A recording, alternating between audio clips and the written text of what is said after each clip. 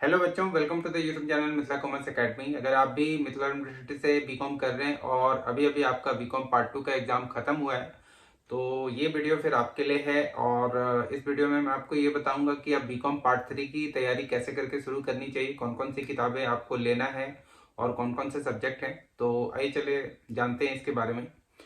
BCom part 3 में आपके total 4 honours paper होंगे। जैसे ऑनर्स पेपर होगा 5, 6, 7, 8 और इसके बाद एक और भी पेपर है जो कि जनरल स्टडीज का पेपर होगा।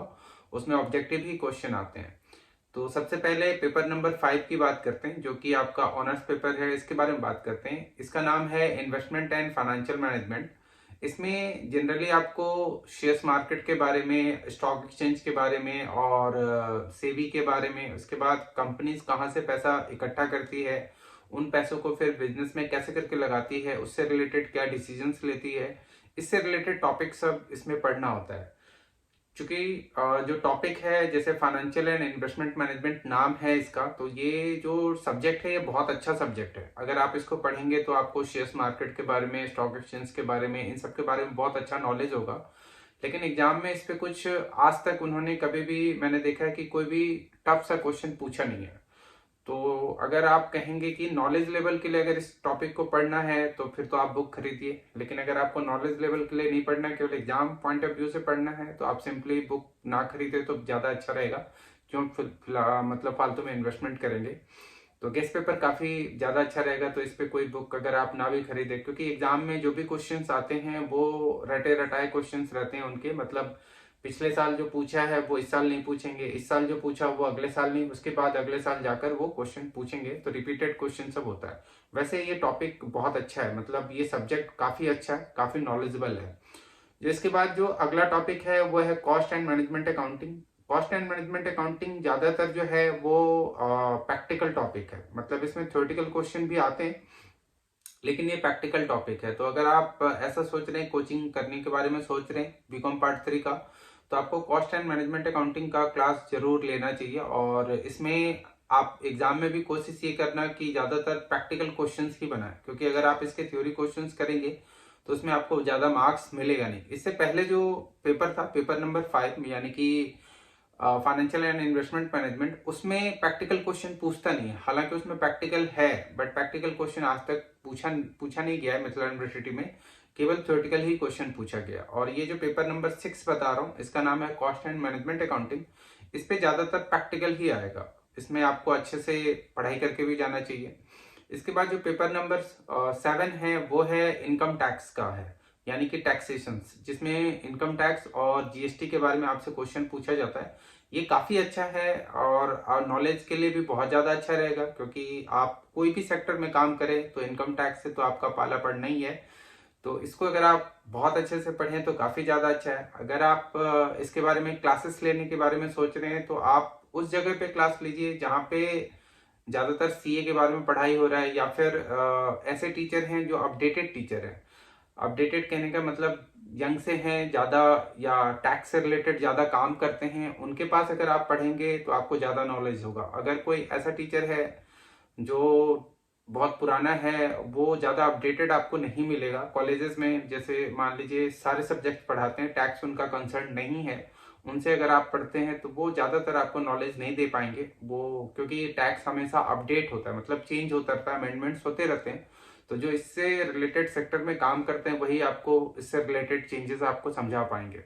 तो ये भी आप देखना कि आपको अगर टैक्स में कैरियर बनाना है तो ऐसे जगहों पे जाके पढ़िए जहाँ पे सीए की पढ़ाई होती हो, या फिर कोई ऐसा टीचर हो जो टैक्स से रिलेटेड काम भी करता हो, तो वो ज्यादा अच्छा रहेगा।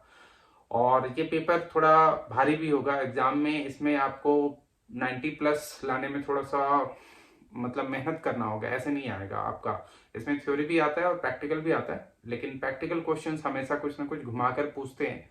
तो इसको आप थोड़ा अच्छे से कवर अप कीजिएगा। इसके बाद जो लास्ट टॉपिक है वो है आपका ऑडिटिंग का पेपर है। जो पेपर लास्ट 8वां पेपर है वो है ऑडिटिंग का पेपर है। ऑडिटिंग जिसको हिंदी में अंकेक्षण कहते हैं, मतलब होता है खातों की जांच करना।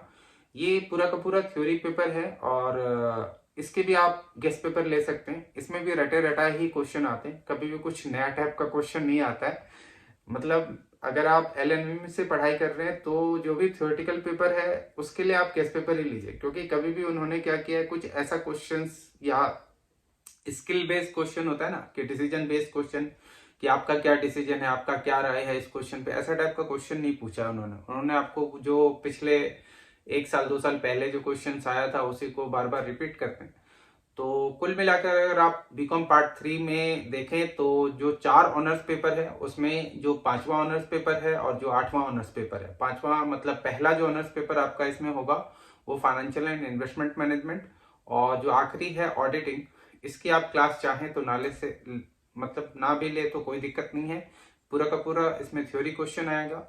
गेस्ट पेपर अभी से आप ले लीजिए, या जो पुराने स्टूडेंट्स होंगे जिन्होंने अभी थर्ड पार्ट पास किया है उनसे आप गेस्ट पेपर ले लीजिए और उसको आप बहुत अच्छे से याद कर सकते हैं। इसमें कोई चेंजेस भी नहीं आता, पुराना भी बुक आपका चल सकता है, पुराना गेस्ट पेपर भी, ऐसे भी आपका काम चल सकता है।